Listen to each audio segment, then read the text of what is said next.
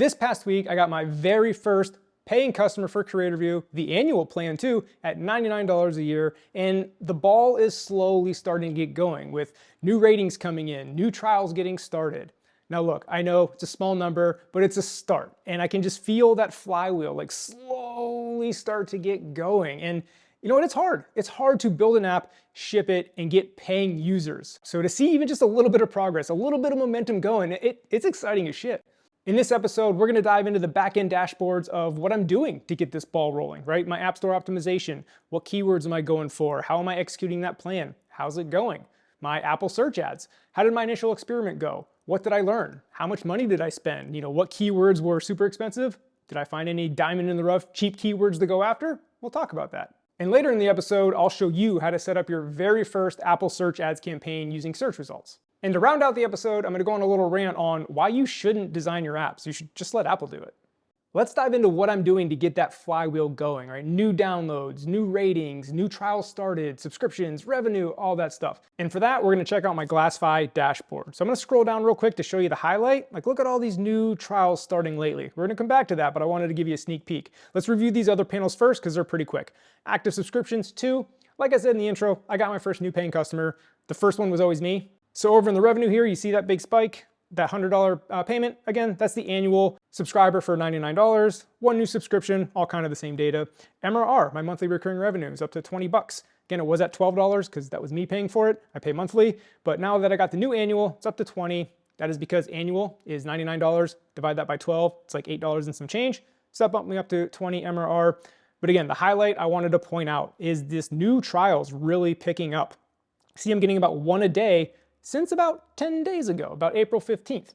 And you know, if you followed last episode, that is when I implemented my new onboard flow, where at the end of the onboard flow, I show the paywall and ask for a review. I did a whole segment about that in the last episode. You should check that out if you didn't see it. This is not me saying, look, I was right, hey, look, because like I even said in the last video, it wasn't this type of data that sold me on it. Because I heard a lot of people say, oh, my app's revenue increased by whatever. Because again, every app is different, every audience is different, whatever. What sold me again was the basic math. Looking at these charts, if you show your paywall to everyone that finishes your onboarding versus showing your paywall at the quote unquote right time, you know, when they hit a restriction or try to access a paid feature, only a small subset are seeing your paywall versus everyone that finishes the onboarding. It was just common sense. That's going to convert more, especially, you know, if you have a great product, you have a good app store presence, your app store screenshots look good, your onboard flow is great, you have a free trial. It just made sense that that would convert way more. So I did that, and you can see in my chart, like there was like nothing before that. And then now you can see I'm getting about 1 a day since then. And 1 a day doesn't sound like a lot, but let's get some context around that. If I go to Safari and you look at my downloads, we'll go to April 15th here. Got 14 downloads, 9, 7, 10. You can see like the numbers here. I don't know, call it 12 downloads a day. If I'm getting 1 trial off of 12 downloads, it's about an 8% rate. I think that's a pretty good conversion, download to starting a trial, especially because it's not like a $2 trial, right? It's $99 a year or 12 bucks a month. And I think I can improve that 8% conversion rate because my onboarding can be improved. In fact, that tweet I put out asking for feedback, there's a lot of good ideas in there. And I'm in the process of implementing them for the next update. So the onboard process should improve, which hopefully will see more trials and more conversions. Now the question, sure, these are trials, but you only had 1 customer convert. So who cares if they're starting trials if they're not converting? Well, yes and no, because my trial is a 7-day trial. And this just went live like 10 days ago. So most of these people that started trials, like they're still in their trial period. We don't know if they're gonna convert or not. I guess we'll have to stay tuned for next episode to find out. But yeah, I have a bunch of trials that over the next week, I'm gonna know like, hey, am I getting more revenue or are they churning away? And if they're all churning away, well then I gotta revisit and reassess. And real quick, I know 12 downloads doesn't sound like a lot, but I'm super niche, right? My audience is people that have a YouTube channel. Like what percentage of the population has a YouTube channel that they're trying to grow and make a business out of? That's a very small number. So of course I wanna increase that number, but for where I'm at, just starting out, getting 12 downloads a day and about 1 of those a day is converting to a trial, I like this early progress. This is exciting to me. And if you have an app that has subscriptions or in-app purchases and you wrote all that store kit code yourself, I highly recommend checking out Glassify and giving them a shot because there's so many edge cases when it comes to subscriptions. I recommend letting the pros handle that. And I wanna thank them for sponsoring today's video. Build Ship Profit is sponsored by Glassify, the ridiculously flexible app revenue management platform that helps engineering and growth teams generate predictable revenue streams from their apps. Classify has a platform approach with various solutions natively built in, like payments infrastructure for iOS, Android, and web. That's actually what I use to implement my app subscriptions in Creator View, and the setup was a breeze. It also has revenue growth tools such as rich analytics, paywalls, redemption codes, so teams can use data to make better decisions to generate revenue, all within the Classify platform. So whether you're adding revenue to an existing app or replacing your current setup, Classify can help engineering and growth teams deliver better on their revenue growth goals. The second aspect of the new onboard flow, besides showing the paywall, was asking for a review at the end. Well, how's that working out? Let's take a look. Here are my new ratings charts and app figures. So April 15th right here is when the new onboard flow went into effect. So you can see before April 15th, I would get a review sporadically, like every now and then, every few days. But starting on April 15th, here you can see I got 2. All right, we got blank that day. But then April 18th, we got 3, then 2, then 1, 2, 3. So you can see they're starting to pick up. So I think it's clear that asking for ratings is bringing you more ratings, but are they good ratings? Are they bad ratings? Let's take a look at that. So let's go to April 14th down here. And this is just a running tally. Like I didn't get 23 5 stars this day. So on April 14th, I had 23 total. So on April 25th, which was yesterday from when I'm filming this, I now have 35 5 stars. Okay, so that's 12 new 5-star reviews. And then I had this 1 star, since forever. And then I got 2 new 3-star reviews. So 14 new reviews total, 12 of them were 5 stars, 2 were 3 stars for an average of 4.71. And again, for context, I'm gonna go all the way to the bottom of this chart. It goes back to March 27th. So almost a month ago, you can see I had 22 total reviews. And then all the way to April 14th, I had 24 total. So I got 2 new reviews over like 3 weeks. And then in the last 10 days, I've gotten 14 new reviews, 12 of them being 5 stars, 2 of them being 3 stars, again, for the average of 4.71. So early days, small sample size. We're gonna continue tracking this, of course, and I'm gonna keep updating you. But early days, seems like it's a good idea to be asking for review right after the onboard. Now again, I do think it's key that the onboard flow is nice and pleasant. And I'm not saying Creator Views is perfect, it still has room for improvement, but I don't think you can just slap a review on there and get good results if the onboard flow is crappy. So make sure that's good first. Let's take a look at daily active users, because this is a number I pay very close attention to, because to me, daily active users, and down here you see these are signals sent. So I use telemetry. By the way, this is my analytics. I like telemetry because they focus highly on privacy. It's very lightweight.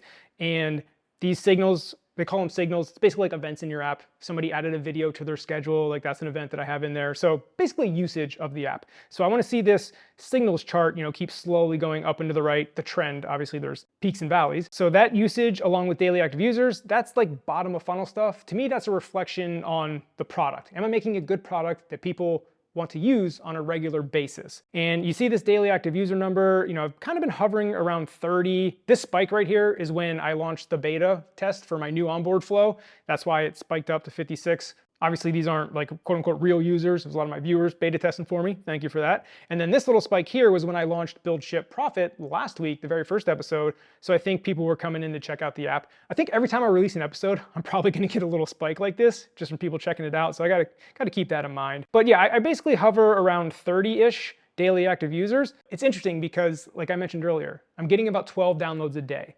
So of these 30, almost half of them are like new people. So only half of them are like sticking around from like previous downloads. So I want to get that difference a lot bigger, right? The daily download to daily active user difference, that ratio, I need to get that way bigger. And like I said, to me, that's a reflection on the product. I need to make the product better and stickier. But there's that constant grapple, right? Of putting my salesman hat on, okay, taking that off, putting my builder hat on, because you have to do both. You have to focus a lot on sales and you have to build a great product. To me, I look at it in like phases or seasons. Like if I'm in a sales season where I'm focusing on sales and marketing, which is what I'm in right now, that means like 70 to 80% of my effort is focused on sales and marketing, and maybe 20 to 30 is focused on building. And then when I go into a building season, like after a sales and marketing season, I gather a bunch of data, get a lot of user feedback, go into a building season where I'm like 70 to 80% building, 20 to 30% marketing. You never like fully shut off each one because you have to do both, but I do shift my focus. At least that's how I think about it. And it's called a funnel, right? Like top of funnel is your Apple search ads, your App Store optimization, like whatever you're doing to get initial downloads. And that's where a lot of sales and marketing comes in. And then as you go down the funnel, it kind of shifts more towards product. Like what keeps people at the bottom of the funnel, the retention, that's having a good product, and that requires more building. And you have to be good at both, right? If you spend your time building a great product and your bottom of funnel is great, but you have no sales and marketing and no new users are coming in, well, that's pointless. And vice versa, if you have all kinds of sales and marketing going out, all these big sales efforts, but your bottom of funnel, your product sucks, and everyone just doesn't come back to your app after a day, that's pointless too. So you have to be solid at both. And that's the tricky balance as indie devs that we have to use. And I think a lot of us fall into this great product, bottom of funnel is probably pretty good. We just suck at the sales and marketing. And again, that's what this show is all about, is to help out with that. So let's talk about my top of funnel, starting with my ASO strategy. ASO, App Store Optimization. If you're familiar with SEO, search engine optimization, it's the same concept, just applied to Apple's App Store. Now to be clear, same concept. Just because you know SEO doesn't mean you know ASO. It's just the same idea. As a quick intro to ASO, the ABCs, if you will, there are three main pieces of metadata that you can control. Of course, there are more, and there's more advanced tactics. We'll get there eventually on the show. This one, we're just starting off with the super basics. I'm going to show you what I'm doing with mine. So the three main pieces of metadata that you can control are your name, your subtitle, and your keyword list. So if we look at mine, you see the name is Creator View Tracker for YT, and you only have 30 characters. So you have to balance like having a good name with good keywords in there that makes sense to a human that's under 30 characters. Not as easy as it sounds. Same thing with your subtitle. You get 30 characters, you want to mash in important keywords because that's how they're weighted, right? Your title carries more weight than your subtitle, and your subtitle carries more weight than your keyword list. So there's the name and the subtitle. Now your keyword list, you have to go into your iOS app. You'll scroll down a little bit here, and here is the keyword list that you see right there. And not only is the title weighted more than the subtitle, which is weighted more than the keyword list, but the order in each of those elements matters. So let me go back to my title. What I mean by that is, so the most important word for ASO is the first word of your title. And this is where you have to balance, again, keyword stuffing in your app name versus like your app name. So I put creator in view because those are still, creator type search terms. Like people are searching for creator stuff, YouTube views. It's not ideal. Like my ideal name would be like subscriber tracker for YouTube, but that's obviously keyword stuffing. It's not exactly my name. And I would love this to say creator view tracker for YouTube, but YouTube doesn't fit. So I had to shorten it to YT. Look, I'm not saying I'm a pro, do what I do. I know enough through research. I'm not claiming to be an authority. I'm showing you what I'm doing, how I'm thinking about it, and the results. Do with that what you will. So now that we know that your name and your subtitle are very important for which keywords you put in there, and if I go back to my app, your keyword list is important too. And again, the order matters. That's why I put YouTube first, sub, count, studio, channel. Like this is an order of importance, right, in my mind. So if I want to target a specific keyword, one, how do I find out what that keyword is? And two, how do I go about doing it? So let's go to app figures. That's who I use for my ASO. And here we're on the keyword performance tab. You can pick a couple keywords to track. If I go over here, you can see like where I'm currently ranking for keywords I'm tracking. So spoilers, the keywords I want to go after are YouTube subscribers. That's like the one I found that I think I can do well on. So you can see currently I'm ranked 17th for that. But let's go down and talk about why I landed on that one. There's another one I want to talk about too. Here I did a whole bunch of keyword research. I recommend also ChatGPT. Just type in like, hey, give me 100 keywords for an app that's about this, and whatever your app does, it'll spit it out. You can even specify for App Store optimization, like it'll spit out a ton. I'm not saying to copy and paste that list, but it's a great place to start for your brainstorming. So that's what I did for a bunch of keywords. I think I have, 100 or so on here, but I sorted them by popularity because there's a lot of keywords, as you can see here, that have a 5. The 5 is basically 0 popularity score.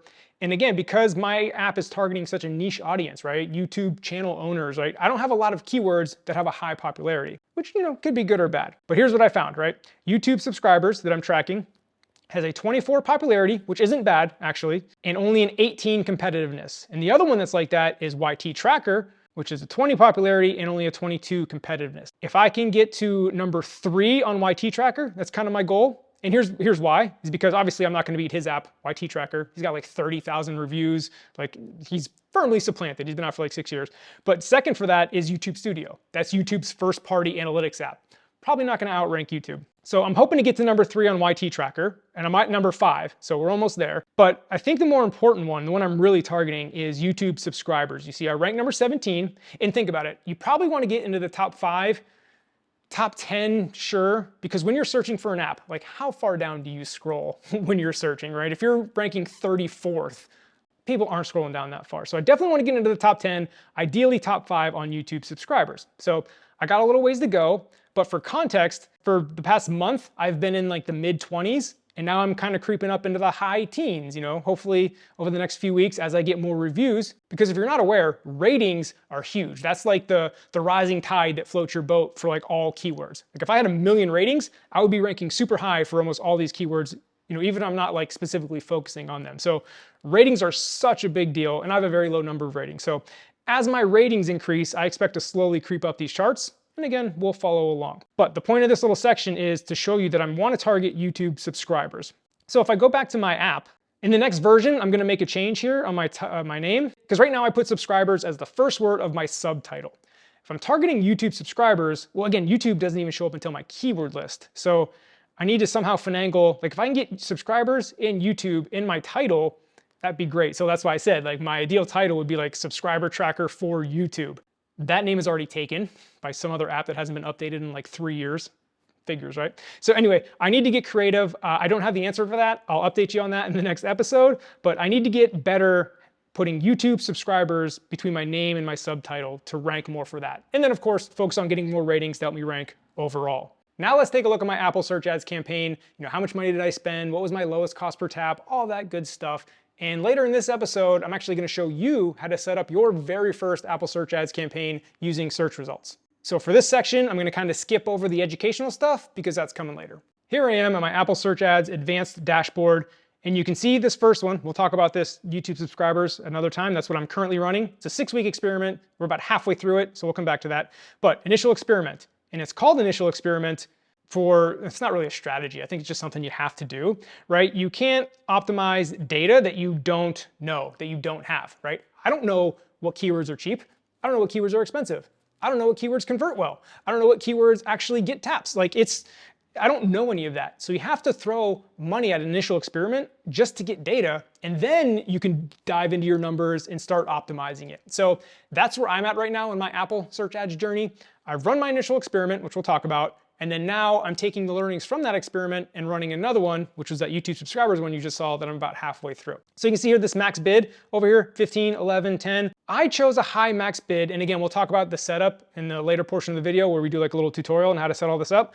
But you can go about this 2 ways. Like I set a pretty high max bid, right? $15, $11, $10. And you can see my cost per tap is like $3, $4, $7, $1, $2, like it's all over the place, but they're not 15, 10, 11. There's 2 ways you can go about this, right? I set a high bid because I was like, I want to be the highest bidder because I want the information fast. So I was willing to say like, yeah, I'll pay top dollar, just give me the impressions, give me the taps, give me the downloads. And the reason I wanted it fast, I'm impatient to be blunt, but also a download at this point in the game is worth way more than just the potential ROI on a paying customer, right? Later in the app cycle, once you're kind of established, then it becomes a math problem, like right, your cost per acquisition compared to your lifetime value. It becomes a pretty straightforward math problem. But right now, a download is very valuable to me because a download is a potential review, which I'm starting at basically no reviews. So I'm trying to get those reviews up for my ASO, which leads to more organic downloads. You know what I mean? You start that cycle. So a download is great because it's a potential review. A download is great because it's another user, and I need all the users I can get to start getting feedback, right? Either through my analytics and all the signals to say how they're using the app, or potentially even direct customer feedback through like an email or a Zoom call. So a download at this early stage of the game is insanely valuable. So that's why I was willing to just throw money at it, pay top dollar, like give me the downloads as fast as possible. The other way to look at it, if maybe you don't want to do that, is to start off at a very cheap max CPT bid. See how that goes for a few days. Oh, I didn't get any impressions, I didn't get any taps. Okay, let me bump up my bid a little bit. See how that goes for a few days. Rinse and repeat, right? You slowly inch your bid up till you find the point where you start getting the results you want. That's the cheaper way to do it and maybe the more efficient way to use your money, but that's also a lot slower. So I think there's 2 ways to think about it. Do whatever works for you, but you can see, yeah, I put in a 15 max bid, but my average cost per tap was $3. So just because you put in a high bid doesn't mean that's what you're gonna pay. So let's take a look at my findings. Let me sort by taps. So these are the keywords that got the most taps for me. 49 taps on YouTube Studio. You can see about 2,200 impressions and then installs, right? So I like this ratio, this installs per tap. It's obviously the conversion rate here all the way on the right. But YouTube Studio has a kind of high cost per tap at $3.60, tons of impressions, but not a great conversion, like 11 installs on 49 taps. The cost per acquisition there is $16.10. That's pretty expensive. But look at one down. This was my discovery that led to my next experiment. just one down on the list that only on 282 impressions got 41 taps and 17 installs. So like look at the tap through rate of 14% compared to 2% and conversion rate of 41% compared to 22%. And it's cheap, right? $1 cost per tap, $2.40 for a download on someone that went to the App Store, searched YouTube subscribers, saw my app and installed it. Like I will pay that all day for that person. So what I did was I went over and I sorted by conversion rate all the way here on the right for the high conversion rates, and just to see, what happened here. So, okay, YouTube Creator Studio, again, that's people searching for YouTube's first party app. That got 3 installs on 4 taps, pretty good conversion rate. vidIQ, that's another app that's for YouTube. YouTube Tracker had a pretty high one. Look, subscribers for YouTube, YouTube subscriber, and then I scrolled over and I looked at their cost per tap, 97 cents, $2.40. So the subscriber related keywords were actually very cheap on cost per tap and cost per acquisition. So again, this is what I'm talking about, is running an experiment, throwing a bunch of spaghetti at the wall, seeing what sticks, and then now going forward, I can be like, oh, okay, I'm gonna target these cheap, effective keywords with my next experiment. Now, spoilers, the first part of the experiment, those keywords aren't as cheap this time around. I'm not sure what's going on, but I'm gonna let the experiment play out. I still got about 4 weeks left on it. What I'm doing is I'm spending about $1,500 over 6 weeks on YouTube subscriber focused keywords with a custom product page that leans towards YouTube subscribers. We'll dive into that once the experiment plays out. But anyway, that's what I did for my initial experiment. And if you're interested in setting up your own Apple Search Ads campaign using search results, stay tuned. We're gonna get to that in a bit. Now for this episode's rant and the usual disclaimer. I do not claim these to be universal truths. These are my opinion, but I think they can spark good debate, so let me know what you think in the comments. If you're an indie developer, scrap that custom, whimsical design that makes your app so unique and special. That custom font, those custom controls with pretty animations, get that bullshit out of here. Look, indie dev is hard enough. We have like 30 different iPhone and iPad screen sizes, and if you want to support landscape on the iPhone, that's a whole nother thing. Do you want a Mac app? What about accessibility with dynamic type or in zoom mode? Is your custom UI ready for Apple's AR headset? App development has become very complex over the past few years. It's getting ridiculous. And as an indie dev, you're 1, maybe 2 people. You have to take a look at where you're spending your time and what's the most impactful. And I think the first thing you should do is let Apple take the design load off your plate. Apple's design language is clean, minimal, and best of all, it's proven. Follow their lead. Apple's apps get out of the way and let the user do what they need to do. And that's great. That's exactly what I'm going for with my app creator view. The best compliment someone could give me is if they say, this feels like an Apple app. It just feels like it belongs natively on the platforms. And if you're not on board with this idea, consider these points. Design skills. You're probably not that good. If you're an indie dev, there's like a 95% chance you're not going to get back a positive ROI on all that time you spend on your custom design.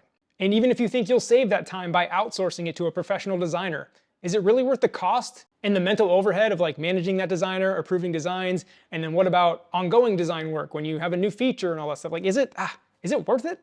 Now, of course, nothing is absolute. If the main differentiator for your app is that custom whimsical design, think of the not boring series of apps or maybe Carrot Weather, then yeah, of course, this message isn't for you.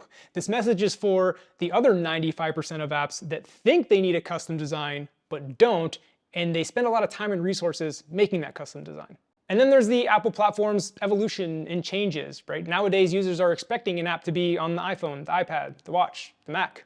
And Swift native components are built for this, right? A form is going to look like a form should on a watch or a phone. Same thing with a date picker, segmented controls, SF symbols. And by using those default components, when Apple's design language changes and evolves, you just evolve with them for pretty much free. Some examples are recently, I think iOS 15, they changed the default look of lists to inset grouped. Well, you got that for free if you're using default lists. Or maybe the transparent tab bar, I think that was new in iOS 15 too. If you're using the default tab bar, not your own custom thing, you got that for free too. So by using the default components, you evolve with Apple as they inevitably change. But anyway, my point is, as an indie dev, you have so much on your plate. You have to build the app, focus on sales and marketing, which this show is all about, which we all lack on. You're better off spending all that time you would have spent on a custom design on sales and marketing. That's really my whole point. Of all the things you have to do, I just believe a custom design, again, unless it's the main differentiator for your app, is not the best use of your time, money, and resources. Earlier in the episode, you saw me review my Apple Search Ads campaign. And if you haven't given thought to doing your own campaign, I highly encourage you to check it out. because it's a great way to get high intent users. Like, think about it. Apple search ad shows up on the App Store, right? The user's already in the App Store searching for a keyword that you want to show up for, and boom, you show up at the top. Compare that to like a Google ad or, an influencer or sponsoring a podcast or something like that. Like all the other ways you can spend money on marketing, the user has to take that extra step of seeing your ad, going to the App Store, typing it in and downloading it. With Apple search ads, again, they're right there searching for a term that is similar to your app, and then your app shows up. Like, what more can you ask for? I have 2 tips for you before you start spending money on Apple search ads. And the first is make sure your App Store screenshots and your App Store marketing page are looking good. And same thing with the first-time user experience in your app or the onboard flow. Make sure those are in a good spot. I'm not saying they have to be perfect because, that's never perfect. You're constantly going to be iterating on that, but make sure they're in a good spot because you're spending money to drive people to your app. Make sure the first impression is as good as possible. The first decision you're greeted with when you go to Apple search ads is basic or advanced. The short of it is do advanced, don't do basic. But let me explain it real quick. For basic, all you do is give Apple a budget, say $1,000, say here's the most I'm willing to spend for an install. Do your thing, Apple, go. I don't want to know anything. I don't want to know what keywords you're going after. I don't want to know where you're putting my ads. You handle it, Apple. Now, for most indie devs, money is tight, and we want to be very efficient and calculated with our money. So we want to target specific keywords. Now, I guess if money was of no concern and you have a wide audience for your app, maybe it's like a habit tracker, personal finance, something that like everyone can use, and you just don't want to be bothered with the time to mess with Apple search ads, sure, throw money at basic, call it a day.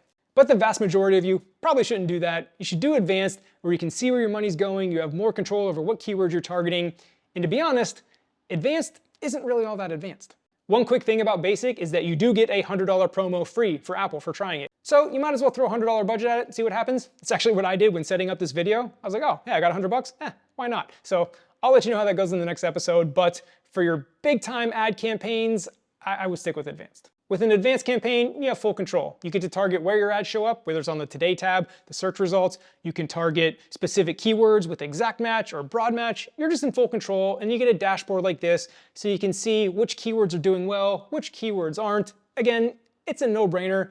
The downside, yeah, it takes a little bit of time to like set it up and then obviously analyze the data to find out which keywords are cheap, which keywords are expensive. That way you can use your money more efficiently. It's probably a couple hours a week worth of work. So for an indie dev, I think that's time well spent. But even if you just, I can't spend that time on it, hiring somebody for a couple hours a week, probably not that expensive. Here we are, searchads.apple.com. If you hit sign in, like I said before, you get the choice basic or advanced. Of course, we're going to go advanced. This takes you to the authentication page. This is your Apple ID with your developer account, all that stuff. Go ahead and sign in. I'm going to block off my stuff so you don't see that. When you sign in, you may see a different screen. These are my existing campaigns, but you want to find the button that says Create Campaign, because we're going to create a brand new ad campaign. Here you go. You're going to choose an app. Of course, I'm going to type in Creator View, my app. You would type in your app. Now it says select where your ads will run, and there's 4 options here, right? We have the Today tab, the Search tab, Search Results, or Product Pages. We're going to do the Search Results, but for your knowledge, let's talk about each of these other ones real quick. So the Today tab, if I hit see an example, it is on the Today tab. As soon as someone opens up the App Store, boom, that's what they see. Now, as you can imagine, it's probably pretty competitive ad placement. People want that. So it's probably going to be more expensive. And if it's on the home feed for everyone, you're not really targeting anything. So you probably want a very generic app, like a travel app, or maybe like a habit tracker app. So if you do have a very niche app, like it's for people with YouTube channels, I probably don't want the Today tab. So make that decision for yourself. Now for the Search tab, if I hit see example, you see there it is. It's when they first hit the search screen, right? They haven't typed in a search term yet, but they're in the App Store about to search for something. So again, I would only go here if you have a very wide audience type app. Creator View is not that app, so I don't want to use it, but hey, it might be right for you if you want a wide audience seeing your app. And then product pages, hit see example. So you see this is someone else's product page, scrolling all the way down to the bottom into the suggested, right? You might also like. So at least this is contextual, but still you're on someone else's product page and someone has to scroll all the way down to the bottom. Again, maybe it's right for you, but I think the no-brainer, the bread and butter, what we're going to talk about today is by far the search results. So if I hit see example of this, you see they search for a term, travel, come on, hurry up, GIF. And then you see you show up at the top of the search results for specific keywords. So like I said, this is the bread and butter. This is what you want to use. But I wanted to explain the other variations in case, hey, maybe you have a use case where that works. So let's go ahead and click on search results. For a country, I'm just going to do the United States. Again, do whatever country or countries are applicable to you. Hit continue. So here we are for creator view, search results in the United States, and then now you need to name your campaign. Now, if you're gonna run a bunch of different campaigns, maybe a bunch of different experiments, I would get highly specific with this campaign name. For example, my campaign, I did like April of 2023 YouTube subscribers, because I was targeting that keyword with a custom product page. So I was very specific about when it was, what I was targeting. If you're doing various countries, maybe specify the country. So again, get very specific if you're gonna do a lot of campaigns. If you're only gonna do a couple, you can be a little more generic. So I'll name this, YouTube video test. So daily budget, this is how much you want to spend. Now, I like to think of things in terms of monthly. So if you wanted to spend $1,000 a month or $500 a month, divide that by 30 or 31, whatever you want to do, and come up with a daily budget. I usually do 40 because I target a little over 1,000 a month. But again, this is how much you want to spend. Now, negative keywords. This is optional. You don't have to do this. I do this because Creator View, again, is an app for people with YouTube channels and running a YouTube business. So it's very YouTube focused, but I don't want to get confused with people searching for YouTube and they just want to watch videos. I don't want to show up and waste my money on those people, right? So I have YouTube as a negative keyword. So to do that, you do YouTube. Now I'm going to add that, and you see match type broad versus exact. So broad will use keywords that are kind of similar or in the same vein, whereas exact, you hit do that and you get the brackets around it. That means no, they have to type exactly YouTube. And I want exact because I still want keywords like YouTube channel analytics, YouTube subscribers. Like I want keywords with YouTube in it, but I just don't want to show up for the keyword only YouTube. Now that's me, kind of a unique take. Maybe you don't have an app where you have negative keywords, so you don't have to add these. But again, think about things you don't want to show up for. And if it's very specific, make sure you do exact match. And then down here we have start and end date. So you want to start today. End date is optional. You could have this run at $40 a day forever if you just have endless money. Most likely you want to put an end date on here. Like I'll do, let's say we want to run it for a month. So we'll go to May 26th. I like to put an end date on mine and told you how many days are left, just because typically I'm running experiments, right? I want to gather data on this experiment, analyze the data, get my learnings and knowledge from, my cost per taps, my cost per acquisitions, which keywords are doing good, which keywords are doing bad. Take all that data and then wrap that up into my next experiment, right? You're constantly iterating to try and improve and optimize this. So that's why I would always put an end date on your campaign so you can assess them. Now an ad group, you can have different groups within the same campaign. I normally don't do that, so I just name this, the same YouTube test. And then default max CPT bid. So this is, CPT is cost per tap. So that is how you pay on Apple Search Ads. When your ad shows up, if someone taps it, you paid. Whether they installed it or not, that's when you pay. So suggested, this has never been accurate for me. Like I've had to pay like $2, $3, $4, $5 per tap typically. So 70 cents, I never got any impressions, never got any taps, never anything. So in my opinion, there's two ways to find out your number. And one is cheaper and one is faster. So the faster version is to just throw a high max cost per tap. So I did like $15, right? Just because I'll be the highest bidder. You probably won't pay $15. Of course, I shouldn't say that. It really depends on your niche.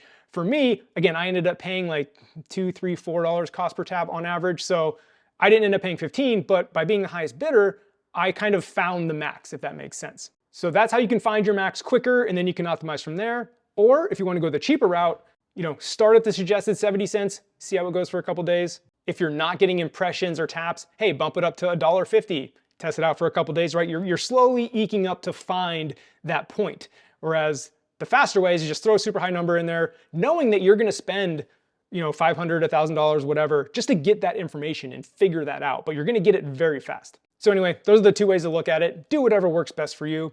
Cost per acquisition goal, this is optional. So your cost per acquisition is how much it costs for someone to actually download. So let's say you get 3 taps at $1 a piece, so that's $3, and of those 3 taps, you got 1 download. So your cost per acquisition, which is cost per download, is $3 because it costs you $3 to get that 1 download. So you can give Apple a target, and then they'll adjust things to try to hit that target. But then this also could limit, your reach. Like I said, I like to just find out what the market is for the bids and then go from there on my own. You can try that out if you want to, but it's optional. And then again, start and end date, same thing we talked about before. So search match, if I click on the question mark here, right? Search match uses multiple resources. You can read it if you want. Basically, Apple will automatically match your app based on its metadata, like your keywords and stuff, with certain search terms. Again, you're kind of letting Apple take more control. And this could be a good way to, discover new keywords. But in my situation where I'm very narrow and there's certain keywords I want to dodge, I turn search match off. But again, if you do have more of a broader topic, again, like a habit tracker app, keep it on. And maybe Apple will point you to some keywords that are successful that you might not have thought about. And to be honest with you, I could probably run an experimental campaign where I keep it on just to see what happens. So again, that's kind of the mindset with search ads is some of your ad budget has to be towards experiments because there's no way you're going to find the good stuff and what works, right? The diamonds in the rough, unless you run a bunch of experiments. So whatever ratio that is for you for ad spend that you want to be super impactful and super efficient, and then a certain amount of ad spend to just experiment and try to discover things. And then here's where you'll spend most of your time probably, and that is adding your keywords. So hit add keywords to an ad group. So Apple will suggest a bunch of keywords for you, and you see these blue dots are popularity. So YouTube Studio is YouTube's like default, backend to see my analytics on my YouTube channel. So that's high popularity. And then you see things like, Creative View is actually on there with 1 dot popularity. YT Tracker is another app in the space, 1 dot popularity. So unless you're being super narrow and specific like me, you probably want to go for more higher popularity, right? You want to be in front of more people, more impressions. But you can either hit add all 54 recommendations. You can add, let's say I just want to add YouTube subscribers. That's what I'm really targeting. And I want to add YouTube Studio because I definitely want to show up for that, even though that's very competitive. So as you can see, I'm adding the keywords and then I can adjust my max bid per keyword. That $15 default CPT I put in at the beginning, that was just to get me started, right? No matter what keyword I add, content calendar, subscriber count, it's just going to start at 15. I can tweak that later. Now again, broad match versus exact match is what I explained before. For me, I want to be very specific and exact, and I think that's what you probably should do too. Again, maybe run an experiment using broad match to see what shows up, but for the most part, if you're trying to be very efficient, very targeted with your money, I would go exact match. And make sure you have some with high popularity, because something I've ran into because I am so narrow and niche and using exact match is I'm having trouble spending my $40 a day, right? Like sometimes I'll spend $10, $15, and I'm trying to spend that money. But because I, in my specific scenario for Creator View, am using lower popularity keywords and I'm very targeted, I'm not able to spend the money. So you have to balance that as well. If you're trying to be cheap and you're trying to be super surgical and narrow, you may not be able to spend your ad budget. So again, there's a balance of broad discovery versus super surgical and narrow. All right, so now that you have your keywords, and again, you're gonna want, well, depending on your campaign, right? If you're doing your initial experiment, you're gonna want a ton of keywords because you're trying to gather as much data as possible. If you're doing a more targeted campaign, like one of my campaign is specifically targeting keywords around YouTube subscribers because I created a custom product page for that. So maybe that's a little less keywords. So depending on your goal for the campaign is how many keywords you have. There's no like right or wrong answer. So we'll hit save just for the example. So 4 keywords added. Now your audience, reach all eligible users. That's everyone. Or if you want to get a little more narrow, choose your specific audience. And here you can see I can do devices. Maybe I only want iPhone only, iPad only, or both. We'll do both there. Customer types, all users. New users, users of my other apps, like if you have other apps on the App Store, or returning users, right? So you can target a very specific kind if you like. Demographics, of course, gender, age range, if you want to dive into that. Locations, so you can show across all locations, or if you want to target a very specific city or state, you can do that as well. Now, add creative. So this is your App Store page essentially, right? Your default is going to be whatever your App Store says. So this is Creator View's default iPhone App Store one, or you can do custom. Like I said before, this is what I did with my YouTube subscriber specific campaign. I hit custom and you see I have 1 custom product page available. You have to create these separately. So I create ad, but now you can see my custom subscriber one that I have here, and you can see the screenshots are a little different. I focus on subscriber widgets, subscriber goals. It's more subscriber focused. I could do way better. This was like a quick down and dirty test that I ran to learn how it works, a bit ago. But yeah, if you're gonna do a targeted campaign, you can really tweak your screenshots to be really focused on the keyword you're going for. I'll go cancel. I don't want that. We're just gonna use the default page.